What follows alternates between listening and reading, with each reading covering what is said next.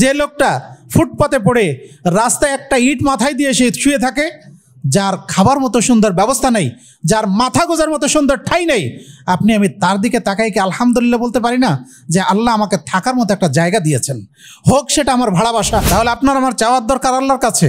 কিন্তু কিভাবে চাইতে হয়, কখন চাইতে হয়, এই জিনিসটা আমরা অনেকেই জানি না। আলা উনাব্বিউকুম, আমি কি তোমাদেরকে সংবাদ দিব না? মা ইউসাব্বিতু লাকুম যাকুম, কোন জিনিস তোমাদের পারস্পরিক সম্পর্ককে সুদৃঢ় করবে, আমি কি এটা বলবো না?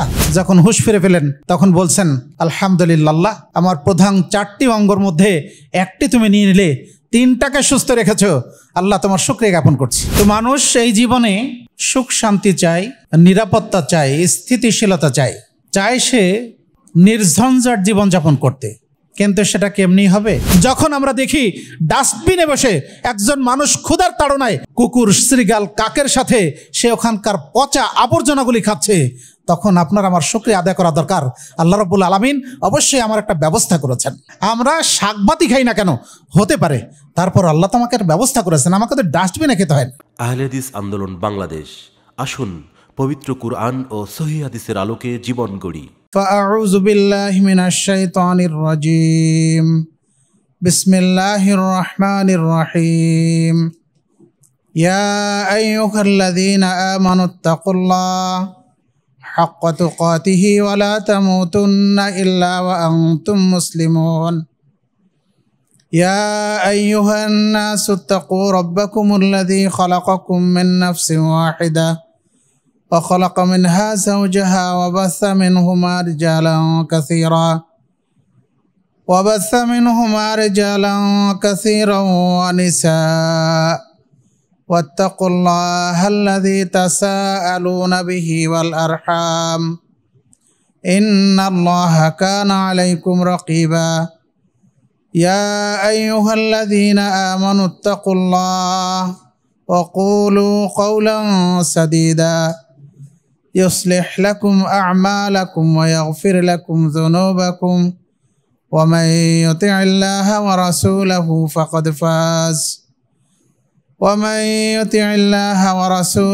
فقد فاز فوزا عظيما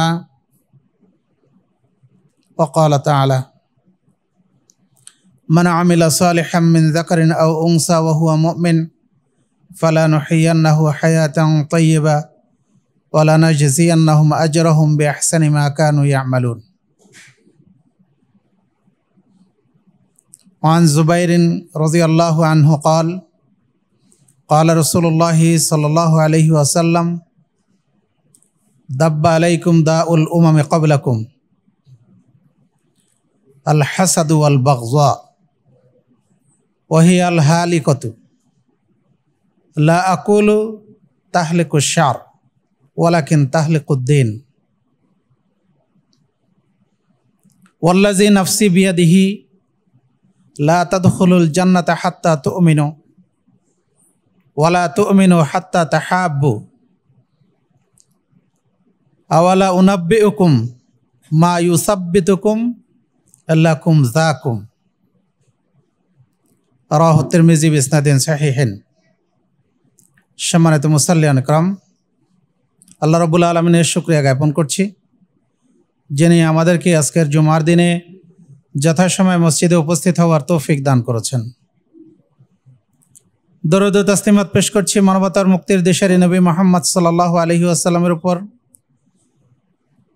যিনি আমাদের জন্য ইসলামের মতো একটি শাশ্বত জীবন আদর্শ রেখে গেছেন।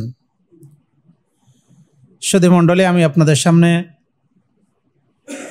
সূরা নাহলের ৯৭ নম্বর আয়াত তেলাওয়াত করেছি এবং রাসূলুল্লাহ সাল্লাল্লাহু আলাইহি ওয়াসাল্লামের মুখনিসৃত অসংখ্য বাণী থেকে একটি হাদিস পেশ করেছি, যেটি সুনানি তিরমিজির 2510। এর উপর ভিত্তি করেই আমরা আজকের আলোচনা পেশ করার চেষ্টা করব। মা তৌফিক ইল্লা বিল্লাহ, আলাইহি তাওয়াক্কালতু ওয়া ইলাইহি উনীব। পৃথিবীতে আল্লাহ রাব্বুল আলামিন মানুষদেরকে পাঠিয়েছিলেন আল্লাহর ইবাদত করার জন্য, কিন্তু মানুষ পৃথিবীতে আসার পরে পার্থিব জীবনে সুখ স্বাচ্ছন্দ্য লাভ করা, ধনৈশ্বর্য লাভ করা, পার্থিব জীবনের যতগুলি ভোগবিলাসের উপকরণ আছে এগুলি লাভ করা মানুষের কাছে মৌলিক হয়েছে, আর ইবাদতের বিষয়টা মানুষের কাছে এখন গৌণ। ভাবখানা এমন যে আমরা সময় পাইলে কিছু করলাম, না পাইলে না করলাম, অথচ উচিত ছিল ইবাদতের জন্যই আমার 24টি ঘন্টার অধিকাংশ ব্যয় হবে, আর বৈষয়িক জীবনের জন্য যদি সুযোগ পাই তাহলে সেটা আমরা করব। কিন্তু হয়ে গেছে উল্টা। মানুষ এই পৃথিবীতে মনে করে এই জীবনেই আমার সুখ শান্তি দরকার, এই জীবনেই আমার ভাবনাহীন ভাবে জীবনযাপন করা দরকার, পরকালীন জীবনে কি হবে এটা পরে দেখা যাবে। এ কারণে দেখবেন আমাদের বাংলাদেশে আমরা জানি প্রায় 90% মুসলমান বাস করে, কিন্তু প্রকৃত মুসলিম 5 ওয়াক্ত সালাত আদায় করেন এমন মুসলমানের সংখ্যা কত? এই মুসলমান যতগুলি আছে তার মধ্যে যদি আমরা হিসাব করি তাহলে দেখতে পারবো খুবই কম। তার মানে এদের কাছে ইবাদতের বিষয়টা অত একটা গুরুত্বপূর্ণ নয়। অথচ আবার প্রত্যেকেই কিন্তু আমরা নিজেদেরকে মুসলিম পরিচয় দেই, আমরা পরকালীন জীবনে মুক্তিও চাই। তাহলে চাওয়া আর আমাদের কর্মকাণ্ডের মধ্যে তো মিল থাকতে হবে। আমি যা চাই সেই অনুযায়ী যদি কিছু কাজ না হয় তাহলে আমার চাওয়াটা বাস্তবে রূপায়িত হবে না। সুতরাং আমাদের চাওয়ার সাথে আমাদের কর্মের মিল থাকা অবশ্যই দরকার। তো মানুষ এই জীবনে সুখ শান্তি চায়, নিরাপত্তা চায়, স্থিতিশীলতা চায়, চায় সে নির্ঝঞ্ঝাট জীবনযাপন করতে। কিন্তু সেটা কি এমনি হবে? এটা এমনি হবে না। আসলে আমরা সুখ চাই। সুখ কাকে বলে? এ কি অর্থ, বিত্ত, বৈভবের মধ্যে সুখ থাকে নাকি আসলে কি? দেখবেন একটা লোক যিনি দিন মজুরি করেন, সারাদিন কাজ করে বাড়িতে ফিরে গিয়ে যা উপার্জন হয় তাই দিয়ে পরিবার পরিচালনা করেন, আর যা কিছু খাবার জোটে ওটা খেয়েই কিন্তু এমন ঘুম দেয় সকাল পর্যন্ত তার কোনো চিন্তা থাকে না। কিন্তু যে লোকটা কোটি কোটি টাকার মধ্যে ঘুমিয়ে থাকে, যার ব্যাংক ব্যালেন্স সমৃদ্ধ, তার কিন্তু ঔষধ খেয়ে ঘুমাতে হয়। তাহলে মূলত শান্তি কোনটা? ভাবনাহীন জীবন, চিন্তামুক্ত জীবন, এটাই তো প্রকৃত শান্তি। আমার কোনো চিন্তা নাই, বাস আজকে আল্লাহ খাওয়াইছেন, কালকে আবার আল্লাহ ব্যবস্থা করবেন। এটাই কি বড় সুখ নয়? এটাই কি শান্তি নয়? কিন্তু মানুষ এটা চায় না। অর্থ, বিত্ত, বৈভব এগুলির মধ্যেই থাকতে চায়, আবার তারা সুখও তালাশ করে। তাহলে আমরা এই সুখ কিভাবে পাব? এটা পাওয়ার জন্য আল্লাহ রাব্বুল আলামিন রাসূলুল্লাহ সাল্লাল্লাহু আলাইহি ওয়াসাল্লাম কিছু কাজ আমাদেরকে দিয়েছেন। যদি আমরা সেই কাজগুলি করতে পারি তাহলে আমাদের জীবনে আমরা ইনশাআল্লাহ সুখ শান্তি ভাবনাহীন জীবন লাভ করতে পারব। প্রথমত, আমাদের প্রত্যেককে আমরা যেটা চাই সেটা আল্লাহর কাছে প্রার্থনা করা দরকার, তাই না? রাসূলুল্লাহ সাল্লাল্লাহু আলাইহি ওয়াসাল্লাম আব্দুল্লাহ ইবনে আব্বাস রাদিয়াল্লাহু আনহুকে ডেকে বললেন, ইয়া গোলাম উআল্লিমুকা কালিমাত, হে বৎস শোনো, আমি তোমাকে কিছু বিষয় শেখাবো। ইহফাজিল্লাহ ইয়াহফাজুকা, তুমি আল্লাহর বিধান হেফাজত করো, আল্লাহ তোমাকে হেফাজত করবেন। ইহফাজিল্লাহ তাজিদহু তুজাহাকা, আল্লাহর বিধান হেফাজত করো, আল্লাহকে সামনে পাবে। ইজা সাআলতা ফাসআলিল্লাহ, যখন তুমি কোনো কিছু চাইবে আল্লাহর কাছেই চাইবে। ওয়াইজাস্তানতা ফাস্তাইন বিল্লাহ, যখন সাহায্য চাওয়ার প্রয়োজন হবে, আশ্রয় গ্রহণ করার প্রয়োজন হবে, তখন আল্লাহর কাছেই চাইবে। কিন্তু বান্দা কার কাছে চায়? বড় সমস্যায় পড়লে তখন অনুসরণীয় পীর, খানকা, মাজার ওখানে চলে যায়। অথচ আল্লাহ বলছেন উদউনি আস্তাজিব লাকুম, আমাকে ডাকো, আমি তোমাদের ডাকে সাড়া দেব। মানুষ যে জিনিস আল্লাহ ছাড়া অন্য কেউ দিতে পারে না, মানুষ কিন্তু সেটা মানুষের কাছে চায়, আল্লাহর কাছে চায় না। তাহলে আপনার আমার প্রথম চাওয়ার দরকার রাসূলুল্লাহ সাল্লাল্লাহু আলাইহি ওয়াসাল্লাম যেভাবে বলেছেন আল্লাহর কাছে। আদাবুল মুফরাদে ইমাম বুখারী রাহিমাহুল্লাহ সংকলিত আদাবুল মুফরাদে একটি হাদিস এসেছে। জনৈক ব্যক্তি রাসূলুল্লাহ সাল্লাল্লাহু আলাইহি ওয়াসাল্লামের কাছে আসছেন, এসে বলছেন, ইয়া রাসূলুল্লাহ আইয়ু দুআই আফজাল, হে আল্লাহ রাসূল কোন দোয়া উত্তম? তিনি বললেন, সালিল্লাহুল আফওয়া ফিদ দুনিয়া ওয়াল আখিরা, আল্লাহর কাছে তুমি নিষ্কলুষতা চাও, অমুখাপেক্ষিতা চাও দুনিয়া এবং আখিরাতে। ফাজা আফিল গাদ, পরদিন আবার আসলো, এসে বলল, ইয়া রাসূলুল্লাহ আইয়ু দুআই আফজাল, আল্লাহ রাসূল কোন দোয়া উত্তম? তিনি একইভাবে তাকে বললেন যে তুমি সালিল্লাহুল আফওয়া ফিদ দুনিয়া ওয়াল আখিরা, আল্লাহর কাছে দুনিয়াতে এবং আখিরাতে কল্যাণ চাও।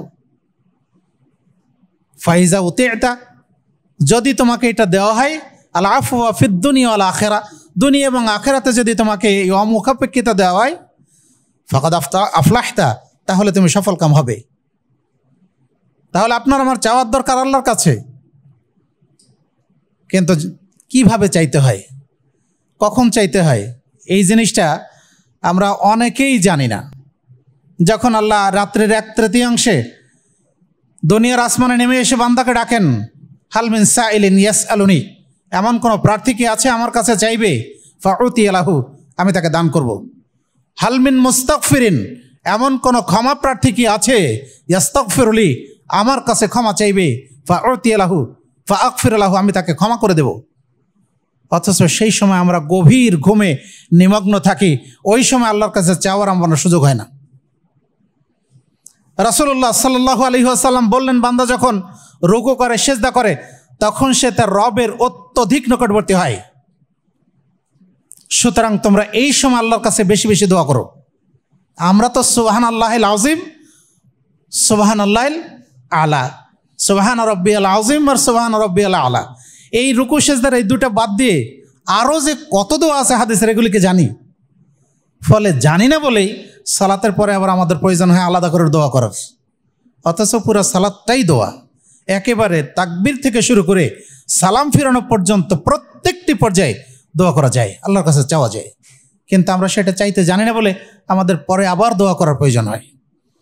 যাই হোক, যেটা বলছিলাম, সুখ শান্তি সমৃদ্ধি চিন্তামুক্ত জীবন পেতে হলে আপনাকে আমাকে আল্লাহর কাছে দোয়া করতে হবে। আল্লাহ আপনাকে আমাকে শিখিয়েছেন, ওয়াকুর রব্বি, আমরা আল্লাহর কাছে দোয়া করি না যে আল্লাহ তুমি আমাকে দুনিয়াতে কল্যাণ দাও, তুমি আমাকে পরকালে কল্যাণ দাও, এবং তুমি আমাকে জাহান্নামের আগুন থেকে বাঁচাও।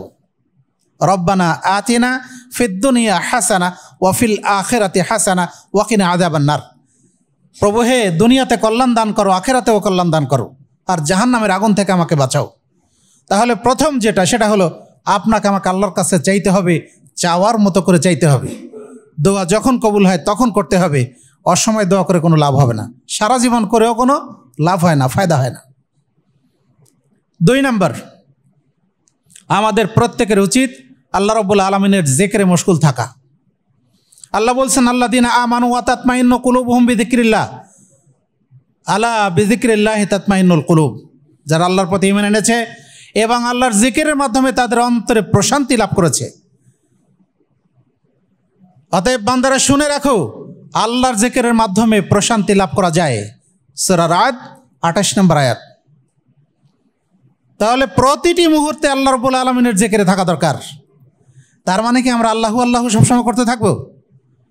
জিকিরের বিভিন্ন বিষয় আল্লাহ রাসূল সাল্লাল্লাহু আলাইহি ওয়াসাল্লাম সহিহ হাদিসগুলিতে বর্ণনা করেছেন। আল্লাহ রাসূল বলছেন, আফজালুজ যিকরি কাউলু লা ইলাহা ইল্লাল্লাহ, উত্তম জিকির হচ্ছে লা ইলাহা ইল্লাল্লাহ বলা। শুধু ইল্লাল্লাহ নয়, শুধু আল্লাহ নয়, কারণ এটা কোনো জিকির নয়। কোরআন হাদিসে ইবাদতের যে বিষয়গুলি যেভাবে বর্ণনা করা হয়েছে সেইভাবে না হলে ওর নাম ইবাদত নয়, ওর নাম হলো বিদআত। আর আল্লাহ এবং আল্লাহ রাসূল যেভাবে বলেছেন যদি সেইভাবে হয় তাহলে সেটা হবে ইবাদত। সুতরাং ইবাদতের মতোই হতে হবে। আমি আপনি মন মতো করলাম, এর নাম ইবাদত নয়। বরং আপনারা জানেন ইবাদত হচ্ছে তাওকিফি, মানে আল্লাহ এবং আল্লাহ রাসূল যেভাবে করতে বলেছেন ওইভাবে করার নাম হচ্ছে ইবাদত। এইটা আমি আপনি মন মতো করতে পারি না। যদি আমি আপনি মন মতো করার চেষ্টা করি তাহলে এটা ইবাদত হবে না। সুতরাং জিকিরটা, আয়েশা রাদিয়াল্লাহু আনহা বলছেন রাসূলুল্লাহ সাল্লাল্লাহু আলাইহি ওয়াসাল্লাম তিনি আল্লাহর জিকির করতেন ফি কুল্লি আহিয়ানিন, প্রত্যেকটি মুহূর্তে আল্লাহর জিকির করতেন। তাহলে সেটা কিভাবে করা যায়? সেটা কোরআন এবং হাদিসে বিভিন্নভাবে বর্ণনা এসেছে। সালাতটা একটা জিকির, কোরআন তেলাওয়াত একটা জিকির, এরপর বিভিন্ন তাসবিহ তাহলিল আছে, এগুলি একটা জিকির। সুবহানাল্লাহ আলহামদুলিল্লাহ ওয়া লা ইলাহা ইল্লাল্লাহু আল্লাহু আকবার আপনি জিকির করতে পারেন। সুবহানাল্লাহিল আযীম, সুবহানাল্লাহি বিহামদিহি, সুবহানাল্লাহিল আযীম। সহিহ বুখারীর শেষ হাদিস, রাসূলুল্লাহ সাল্লাল্লাহু আলাইহি ওয়াসাল্লাম বলছেন কালিমাতানি, দুইটি বাক্য, হাবিবাতানে ইলার রহমান, আল্লাহর কাছে প্রিয়, সাকিলাতানে ফিল মিজান, কিয়ামতের দিন যে দাড়িপাল্লা স্থাপিত হবে তাতে ভারী, খফিফাতানে আলাল লিসান, এবং মুখে উচ্চারণ করা হচ্ছে সহজ, সুবহানাল্লাহি ওয়া বিহামদিহি, সুবহানাল্লাহিল আযীম। আপনি জিকির করতে পারেন, কিন্তু এই জিকিরগুলো উচ্চস্বরেও হবে না, সমস্বরেও হবে না, একাকী করতে হবে অনুচ্চ শব্দে, নিম্ন স্বরে। আমরা সবাই চেষ্টা করি এইভাবে জিকির করতে থাকলে আপনি আমি বিভিন্ন পাপাচার থেকে, আমাদের চোখের গুনাহ থেকে, হাতের গুনাহ থেকে, আমাদের অন্তরের গুনাহ থেকে আমরা বাঁচতে পারবো। আপনি এখান থেকে রাজশাহী যাচ্ছেন, বাসে বসে আছেন, এদিক ওদিক তাকাবেন, তাই তো? সেখানে আপনি ভালোও দেখতে পারেন, আপনি হারামও দেখতে পারেন। এখন হারাম থেকে আপনার দৃষ্টি কিভাবে বাঁচাবেন? আপনি যদি জিকিরে মশগুল থাকেন তাহলে আপনার দৃষ্টি ওদিকে যাবে না। আপনার পকেটে মোবাইল আছে, আপনি কোরআন তেলাওয়াত করতে থাকেন, দৃষ্টি ওদিকে যাবে না। আপনি দুইটা হাদিস অনুবাদ পড়েন, দৃষ্টি ওদিকে যাবে না। তাহলে এগুলি ফজিলত আছে। সুতরাং আপনি চেষ্টা করে আল্লাহর জিকিরে থাকার, প্রশান্তি লাভ করা যাবে, শান্তি পাওয়া যাবে। 3 নম্বর বিষয় হলো আমরা প্রত্যেকেই ইমানদার, কিন্তু ইমানের দাবিতে আমরা কি আসলে সবাই সঠিক? আল্লাহ বলছেন মান আমিলা সালিহাম মিন যাকারিন আও উনসা ওয়া হুয়া মুমিন, যে ব্যক্তি আমলে সালেহ করে, সৎ কাজ করে, সে পুরুষ হোক অথবা নারী হোক, এই অবস্থায় যে সে মুমিন, ফালানুহিয়ান্নাহু হায়াতান তাইয়্যিবা, আমরা তাকে পবিত্র জীবন দান করব দুনিয়াতে, ওয়ালা নাজজিয়ান্নাহুম আজরাহুম বিআহসানি মা কানু ইয়ামালুন, আর পরকালীন জীবনে তাকে আমরা তার আমলের সর্বোত্তম প্রতিদান দান করব। সূরা নাহল 97 নম্বর আয়াত। তাহলে ইমানের দাবিতে আপনাকে আমাকে যথার্থ হওয়া দরকার। মানুষ সালাত আদায় করে না, সে বলে আর নামাজ না পড়লে কি হবে, আমার ইমান ঠিক আছে। নামাজ পড়েন আর ইমান ঠিক আছে, তাই না? অথচ রাসূলুল্লাহ সাল্লাল্লাহু আলাইহি ওয়াসাল্লাম ইমানের পরে প্রথম যে তাকিদ করেছেন সেটা হলো as-সালাহ, সালাত আদায় করো। তাহলে আমরা ইমান আমার কি করে ঠিক থাকে? তাহলে ইমান কাকে বলে? আল ঈমান হুয়া তাসদিক বিল জানান ওয়াল আমল বিল আরকান। আল ঈমান হুয়া তাসদিক বিল জানান ওয়াল ইকরার বিল লিসান ওয়াল আমল বিল আরকান ইয়াজিদু বিত তাআ ওয়া ইয়ানকুসু বিল মাসিয়া। ঈমান হচ্ছে মৌখিক স্বীকৃতি, আন্তরিক বিশ্বাস এবং কর্মে বাস্তবায়নের সমন্বিত নাম, যেটা ইবাদতে বৃদ্ধি পায় আর আল্লাহর অবাধ্যতায় যেটা কমে যায়, হ্রাস পায়। সূরা আনফালের 2 নম্বর আয়াত পড়ে দেখবেন, আল্লাহ বলছেন ইন্নামাল মুমিনুনা আল্লাযীনা ইযা যুকিরাল্লাহু ওয়াজিলাত কুলুবুহুম, প্রকৃত মুমিন তো তারাই যখন তাদের নিকট আল্লাহর জিকির করা হয় তখন তাদের অন্তর ভীত সন্ত্রস্ত হয়। ওয়া ইযা তুলিয়াত আলাইহিম আয়াতুহু যাদাতহুম ঈমানা, যখন তাদের নিকট আল্লাহর আয়াত তেলাওয়াত করা হয় তখন তাদের ঈমান বেড়ে যায়। সুতরাং আপনি ইবাদত করবেন, ঈমান বাড়বে, আপনি পাপাচার করবেন, ঈমান কমবে, এটাই স্বাভাবিক। তবে কোন মুহাদ্দিসিনের মতো বা কোন মনীষীর মতো ঈমান মুরাক্কাব বিষয় নয়, ঈমান কোনো যৌগিক বিষয় নয় যেটা বাড়ে না আর কমে নয়, অবশ্যই ঈমান বাড়ে, ঈমান কমে। সুতরাং আপনাকে আমাকে এইটা চিন্তা করতে হবে। আপনি 5 ওয়াক্ত সালাত জামাতে আদায় করেন, ঈমান বাড়বে। আপনি যখন 1 ওয়াক্ত জামাতে আদায় করতে পারবেন না, নিজেকে খারাপ লাগবে যদি আপনি মুমিন হন। তাহলে এভাবে করে আপনি আমাকে প্রত্যেক ঈমানের দাবিতে যথার্থ হওয়া দরকার। আমি প্রকৃত মুমিন, তাহলে ঈমানের পরিচয় কিসে? ঈমানের পরিচয় হবে আমার আমলে। আম গাছ আছে কিন্তু আম গাছে আম হয় না, তাহলে কি আম গাছ বলার সার্থকতা কোথায়?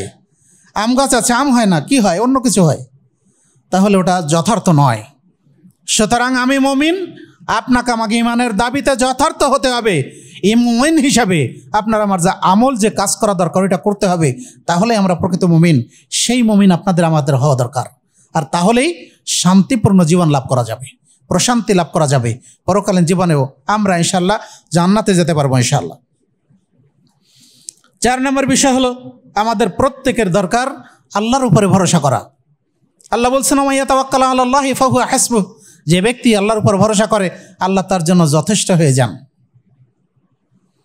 তাহলে যে ব্যক্তি আল্লাহর উপর ভরসা করে আল্লাহ তার জন্য যথেষ্ট হয়ে যান। সূরা তালাক 3 নম্বর আয়াত। আবু সালিল জুরাইব ইবনে নুফাইর আল কিসি তিনি বলছেন, আমি রাসূলুল্লাহ, আবু যার গেফারি রাদিয়াল্লাহু আনহু বললেন, আল্লাহ রাসূল সাল্লাল্লাহু আলাইহি ওয়াসাল্লাম একদিন আয়াত তেলাওয়াত করলেন, ওয়া ইয়াত্তাকিল্লাহ ইয়াজআল লাহু মাখরাজা ওয়া ইয়ারযুকুহু মিন হাইসু লা ইয়াহতাসিব। তিনি পড়তেই থাকলেন, ওই রদ্দুহা হাত্তা নাআস্তু, তিনি এটা পড়তেই আছেন, এমনকি আমার তন্দ্রা চলে আসলো। ফাকালা ইয়া আবা যার, অতঃপর তিনি বললেন, হে আবু যার, লাউ আন্নান নাসা আখাযুহা, যদি মানুষ এই আয়াতটাকে যদি ধারণ করত, লাকাফাতহা, তাহলে এটা তাদের জন্য যথেষ্ট হয়ে যেত। কি বললেন এই আয়াতটা? ওমাই ইয়াত্তাকিল্লাহ ইয়াজআল লাহু মাখরাজা, যে ব্যক্তি আল্লাহকে ভয় করে আল্লাহ তার জন্য যথেষ্ট হয়ে যান এবং তাকে অকল্পনীয় উৎস থেকে রিজিক দান করেন। তার মানে আল্লাহ ভীতি যদি মানুষ অর্জন করত তাহলে মানুষের জন্য এটা যথেষ্ট হয়ে যেত।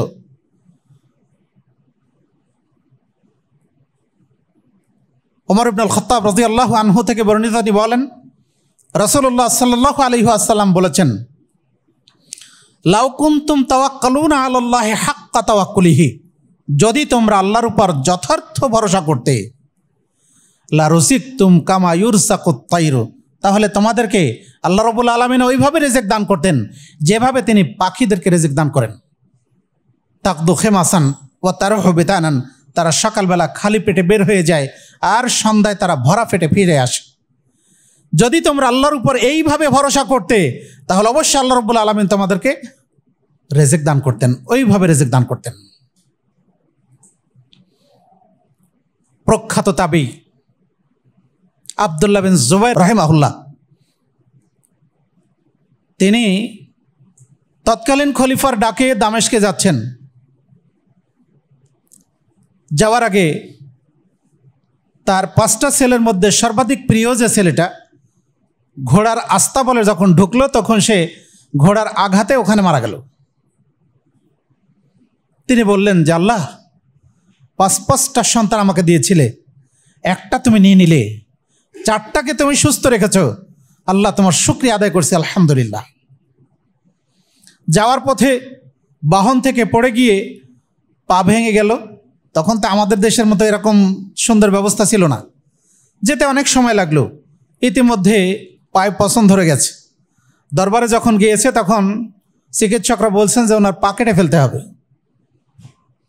তো তখন তো এরকম অ্যানেস্থেসিয়ার ব্যবস্থা ছিল না, ফলে তারা বললেন যে আপনাকে যদি আমরা একটু নেশাদ্রব্য খাওয়াই তাহলে আপনার জন্য সহজ হবে, পাটা কাটা আমাদের জন্য সহজ হয়ে যাবে। তিনি বললেন, নাউজুবিল্লাহ, আমি হারাম খেতে পারবো না, তোমরা আমাকে এই সুস্থ শরীরে হুঁশ থাকতেই কাটো। পা কাটা হলো। তিনি তাৎক্ষণিকভাবে ব্যথার তীব্রতায় বেহুশ হয়ে গেলেন। যখন হুঁশ ফিরে পেলেন তখন বলছেন, আলহামদুলিল্লাহ, আমার প্রধান 4টি অঙ্গর মধ্যে একটি তুমি নিয়ে নিলে, 3টাকে সুস্থ রেখেছ, আল্লাহ তোমার শুকরিয়া জ্ঞাপন করছি, আলহামদুলিল্লাহ। আল্লাহর উপর কতটা নির্ভরতা। ইব্রাহিম আলাইহিস সালাম সারাকে নিয়ে তিনি হিজরত করছেন। মিশরে প্রবেশ করতে গিয়ে দেখছেন অত্যাচারী বাদশা সে সুন্দরী নারীদেরকে পেলেই তার সাথে হীনস্বার্থ চরিতার্থ করার জন্য চেষ্টা করে। সারার ক্ষেত্রে ব্যত্যয় ঘটেনি, অনেক দীর্ঘ ঘটনা। সারাকে ধরে নিয়ে গেল। তিনি আল্লাহর কাছে দোয়া করলেন, আল্লাহুম্মা ইন কুনতা তা'লামু আন্নী আমানতু বিরাসূলিক, হে আল্লাহ, তুমি যদি জেনে রাখো যে আমি তোমার রাসূলের উপর ঈমান এনেছি, আমানতু বিকা ওয়া বিরাসূলিক, আমি তোমার উপর এবং তোমার রাসূলের উপর ঈমান এনেছি, ওয়া আহসানতু ফারজি ইল্লা আলা যাওজি, আর আমি আমার লজ্জাস্থানকে হেফাজত করেছি তবে আমার স্বামী ব্যতীত, ফালা তুসাল্লিত আলাইয়া হাদাল কাফের, হে আল্লাহ, তাহলে কাফেরকে তুমি আমার উপর ক্ষমতা দিও না। একটা ঘরে একজন নারী আর একজন সুস্থ সবল শক্তিমান যুবক বাচ্চা, সে যদি আসে তাকে পাকড়াও করতে, তাহলে নিজে ভয় করার কথা না? ভয় করার কথা। কিন্তু আল্লাহর কাছে 2 রাকাত সালাত আদায় করে দোয়া করছেন, আল্লাহ তুমি আমাকে হেফাজত করো। বাচ্চা যখন তার কাছে আসছে ওখানেই মৃত্যুর মতো পড়ে গিয়ে গোঙাতে শুরু করেছে। 3 বার এই ঘটনা। সারা বললেন যে আল্লাহ, যদিও মারা যায় তার লোকেরা বলবে যে সারা এমনই ডাইনি যে আমাদের বাচ্চাকে মেরে ফেলেছে, আল্লাহ ওকে সুস্থ করে দাও। 3 বারের প্রচেষ্টায় যখন সে ব্যর্থ হলো তখন বলল যে কোন শয়তানিকে আমাকে কাছে ধরে নিয়ে এসেছো, যাও ওকে ইব্রাহিমের কাছে ফেরত দিয়ে আসো আর ওকে হাজেরাকে উপহার দাও। একদিকে বলছে শয়তানি, আবার উপহারও দিচ্ছে, তাই না? এটা হল আল্লাহর উপর তাওয়াক্কুলের ফল। এভাবে জীবনের প্রত্যেকটি ক্ষেত্রে আমি আপনি যদি আল্লাহর উপর ভরসা করতে পারি, আল্লাহ রাব্বুল আলামিন অবশ্যই আপনাকে আমাকে বিপদ থেকে রক্ষা করবেন এবং তিনি আমাকে উত্তম প্রতিদান আপনাকে আমাকে দান করবেন। কিন্তু আমরা কি সেটা পারি? আমরা সেটা পারি না। দুরারোগ্য ব্যাধি হয়েছে আর কোনো ডাক্তারের কাছে গিয়ে কোনো ভালো হচ্ছে না, তখন মানুষ এমনও কিছু করে ফেলে যে সাথে সাথে সে শিরকও করে ফেলে। আফসোস। তাহলে ভরসা যদি আল্লাহর উপর হয়, অবশ্যই আল্লাহ রাব্বুল আলামিন আপনাকে আমাকে হেফাজত করতে পারেন, বাঁচাতে পারেন। যখন আমি আপনি নির্ভরতা হারিয়ে ফেলবো তখন আল্লাহর সাহায্য কখনোই পাওয়া যাবে না। তখন আমরা যতই চেষ্টা করি না কেন আল্লাহর সাহায্য কখনো মিলবে না। 5 নম্বর বিষয়, জীবনে এমন কোনো মানুষ নাই বা এমন মানুষ খুব কমই আছে যারা পরশ্রী কাতর নয়, যারা হিংসা করে না, যারা অপরের উন্নতি দেখে, অপরের সমৃদ্ধি দেখে তাদের খারাপ লাগে না, এমন মানুষ খুব কমই পাওয়া যাবে। অথচ এই হিংসা বিদ্বেষ মানুষকে মানবতার সর্বনিম্ন স্তরে পৌঁছে দেয়। আব্দুল্লাহ বিন জুবাইর রাদিয়াল্লাহু আনহু থেকে বর্ণিত, তিনি বলেন রাসূলুল্লাহ সাল্লাল্লাহু আলাইহি ওয়াসাল্লাম বলেছেন, দাব্বা আলাইকুম দাউল উমামে ক্বাবলাকুম, তোমাদের মধ্যে পূর্ববর্তীদের কিছু রোগ এটা সংক্রামিত হয়েছে। আল হাসাদু ওয়াল বাগদা, সেটা হলো হিংসা বিদ্বেষ। হিয়াল হালিকাতু, এটা হচ্ছে মুন্ডনকারী। লা আকুলু তাহলিকু শার, আমি এটা বলি না যেটা মাথা মুন্ডনকারী, চুলকে মুন্ডন করে। ওয়ালাকিন তাহলিকু দিন, এটা দিনকে মুন্ডনকারী। ওয়াল্লাযী নাফসি বিয়াদিহি, যে সত্তার হাতে আমার প্রাণ আছে তার কসম করে বলছি, লা তাদখুলুল জান্নাতা হাত্তা তুমিনু, তোমরা ততক্ষণ পর্যন্ত জান্নাতে প্রবেশ করতে পারবে না যতক্ষণ পর্যন্ত তোমরা ঈমানদার না হবে, আর তোমরা ততক্ষণ পর্যন্ত মুমিন হতে পারবে না। ওয়ালা তুমিনু হাত্তা তাহাব্বু, যতক্ষণ পর্যন্ত তোমরা একে অপরকে ভালো না বাসবে। আলা উনাব্বিউকুম, আমি কি তোমাদেরকে সংবাদ দিব না? মা ইউসাব্বিতু লাকুম যাকুম, কোন জিনিস তোমাদের পারস্পরিক সম্পর্ককে সুদৃঢ় করবে, আমি কি এটা বলবো না? এরপরে তিনি বললেন, আফশুস সালাম বাইনাকুম, তোমরা পরস্পরের মধ্যে সালামের বিস্তার ঘটাও। শত্রুকেও সালাম দিলে অন্তরটা নরম হয়। রাসূল সাল্লাল্লাহু আলাইহি ওয়াসাল্লাম পদ্ধতি বলে দিয়েছে। মুসনাদে আহমদের 12720 নম্বর হাদিসে আব্দুল্লাহ বিন আমর রাদিয়াল্লাহু আনহু থেকে বর্ণিত, তিনি বলেন, মসজিদে নববীতে রাসূল সাল্লাল্লাহু আলাইহি ওয়াসাল্লামের সাথে বসে আছি। রাসূল বললেন, এখন একটা লোক আসবে, যেই লোকটা জান্নাতি। আমি দেখলাম যে আনসারের একটা লোক আসছে, তার দাড়ি দিয়ে টপ টপ করে পানি পড়ছে। লোকটা এসে সে তার প্রয়োজন সেরে চলে গেল। দ্বিতীয় দিন এবং তৃতীয় দিন একই কথা বললেন। রাসূল যখন একই কথা বললেন, আমি এক লোকই দেখলাম। আব্দুল্লাহ বিন আমর বলছেন, তখন আমার মনে একটা আগ্রহ সৃষ্টি হলো যে লোকটা কি আমল করে একটু দেখি। আমি তার পিছনে পিছনে গেলাম, বাড়ির কাছে গিয়ে বললাম যে ভাই, আমি তোমার বাড়িতে 3 দিন মেহমান হব। তখন সে বলছে যে হ্যাঁ ঠিক আছে, থাকো, সমস্যা নাই। আমি 3 দিন থাকলাম, তার আমল করে আমি পর্যালোচনা করলাম, দেখলাম যে শিকা কি আমল করে। আমি দেখলাম যে আমরা যা আমল করি এর চেয়ে ব্যতিক্রম সে কিছু করে না। এরপর আমি তাকে জিজ্ঞেস করলাম যে ভাই, তোমাকে আমি একটা কথা বলতে চাই। তো বলছে বলো। তা আমি তাকে বললাম যে আমরা যে আমল করি তোমাকে তো একই রকম আমল করতে দেখলাম, কিন্তু আমি 3 দিন রাসূলকে বলতে শুনেছি যে এখন একটা লোক আসবে, সেই লোকটা জান্নাতি। আমি 3 দিনই দেখছি যে তুমি মসজিদে প্রবেশ করেছো, বলো তো কারণটা কি? তখন তিনি বললেন যে দেখো ভাই, আমি যে আমল করি তা তো তুমি দেখলে, তবে আমি একটা কাজ করি, সেটা হলো এই, আমি মুসলমানদের কোনো কল্যাণ দেখে, মুসলমানদের কোনো সম্পদ দেখে আমি কখনো হিংসা বিদ্বেষ করি না। আব্দুল্লাহ ইবনে আমর বললেন, এই কারণেই তুমি ওই স্থানে পৌঁছে গেছো। সুবহানাল্লাহ। তাহলে হিংসা বিদ্বেষ পরিহার করতে পারলে দুনিয়াতে যেমন শান্তি পাওয়া যায়, পরকালীন জীবনের তেমনি জান্নাত পাওয়া যায়। দুনিয়াতে হিংসা করে কি অপরের সম্পদ আমি লাভ করতে পারবো না। তাহলে আমার এই পরশ্রী কাতর হওয়ার দরকার কি, হিংসা করার দরকার কি? বরং এগুলির মাধ্যমে আমি আপনি গুনাহগার হচ্ছি। সুতরাং এর জন্য এগুলি পরিহার করা দরকার, এগুলি ছেড়ে দেওয়া দরকার। আপনাকে আমাকে এগুলি পরিহার করার মাধ্যমে দুনিয়াতে আদর্শ মানুষ হতে পারবো, পরকালীন জীবনে আমরা জান্নাতে যেতে পারবো। সবশেষে যে বিষয়টা আমি আপনাদেরকে বলবো সেটা হলো এই, রাসূলুল্লাহ সাল্লাল্লাহু আলাইহি ওয়াসাল্লামের নির্দেশ। আবু হুরায়রা রাদিয়াল্লাহু আনহু থেকে বর্ণিত, তিনি বলেন রাসূলুল্লাহ সাল্লাল্লাহু আলাইহি ওয়াসাল্লাম বলেছেন, উনজুরু মান কানা আসফালা মিনকুম, তোমরা তোমাদের নিম্ন স্তরের মানুষের দিকে তাকাও, তোমরা তোমাদের উচ্চ স্তর, ওয়ালা তানজুরু ইলা মান কানা ফাওকাকুম, তোমরা তোমাদের উচ্চ স্তরের মানুষের দিকে তাকাইও না।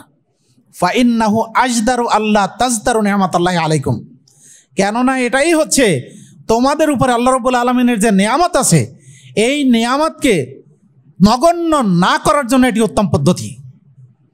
আল্লাহ বলছেন, ওয়ালা তামুদ্দান্না আইনাইকা ইলা মা মাত্তা'না বিহি জাহরাতাল হায়াতেদ দুনিয়া লিনাফতিনাহুম ফি, হে মুহাম্মদ, তুমি ওই সমস্ত লোকের দিকে তাকাইও না যাদেরকে দুনিয়ার চাকচিক্য দান করা হয়েছে, এটা এজন্য যে তাদের সামান্য সময় পরীক্ষা করার জন্য।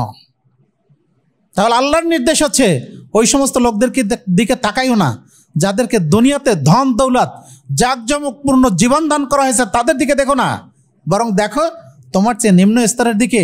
এটা রাসূলেরও নির্দেশ। তাহলে আপনি দেখবেন, আমি দেখব, যে লোকটা ফুটপাতে পড়ে রাস্তায় একটা ইট মাথায় দিয়ে সে শুয়ে থাকে, যার খাবার মতো সুন্দর ব্যবস্থা নেই, যার মাথা গোজার মতো সুন্দর ঠাঁই নেই, আপনি আমি তার দিকে তাকাই কি আলহামদুলিল্লাহ বলতে পারি না যে আল্লাহ আমাকে থাকার মতো একটা জায়গা দিয়েছেন, হোক সেটা আমার ভাড়া বাসা, যেটাই হোক না কেন, আল্লাহ তো আমার একটা ব্যবস্থা করেছেন। অথচ ওই লোকটার তো ব্যবস্থা নাই, যে কারণে সে ফুটপাতে শুয়ে আছে। আপনার আমার শুকরিয়া আদায় করা দরকার যখন আমরা দেখি ডাস্টবিনে বসে একজন মানুষ ক্ষুধার তাড়নায় সে কুকুর, শ্রীগাল, কাকের সাথে সে ওখানকার পচা আবর্জনাগুলি খাচ্ছে, তখন আপনার আমার শুকরিয়া আদায় করা দরকার। আল্লাহ রাব্বুল আলামিন অবশ্যই আমার একটা ব্যবস্থা করেছেন। আল্লাহ আপনাকে আমাকে, সেটা হোক আমরা শাকবাতি খাই না কেন, হতে পারে, তারপর আল্লাহ তো আমাকে একটা ব্যবস্থা করেছেন, আমাকে তো ডাস্টবিনে খেতে হয় না। এভাবে করে আমি আপনি প্রত্যেকেই যদি এইভাবে ভাবতে পারি, তাহলে অবশ্যই আমরা দুনিয়াতে আদর্শ মানুষ হতে পারবো, আমরা সুখী মানুষ হতে পারবো। তাকদীরে বিশ্বাস করি, আল্লাহর উপর ভরসা রাখি, তকদির কখনো পরিবর্তন হয় না। সুতরাং আমি আপনি যদি এই বিশ্বাস করি আমার তকদিরে ছিল, ঘটনা ঘটে গেছে, সুতরাং এখানে আফসোস করে কোনো লাভ নাই, তাহলে শান্তি পাবো। এভাবে করে প্রত্যেকটি বিষয়ে আমি আপনি যদি চেষ্টা করি, সুন্দর করে ভাবি, তাহলে অবশ্যই দুনিয়াবী জীবনে যেমন আমরা সুখ শান্তি লাভ করতে পারবো, পরকালীন জীবনে ঠিক তেমনিভাবে আমরা জান্নাতে যেতে পারবো। আল্লাহ রাব্বুল আলামিন আমাদের সবাইকে তৌফিক দান করুন। আল্লাহুম্মা আমিন। আকুলু কওলি হাযা আস্তাগফিরুল্লাহ লি ওয়া লাকুম ওয়া লিসাইরিল মুসলিমিন। বারাকাল্লাহু লানা ওয়া লাকুম ফিল কুরআনিল আযীম ওয়া নাফা'না বিল আয়াতি ওয়ায যিকরিল হাকীম। ইন্নাহু তাআলা জাওয়াদুন কারীমুম মালিকুম বাররুর রাউফুর রাহিম।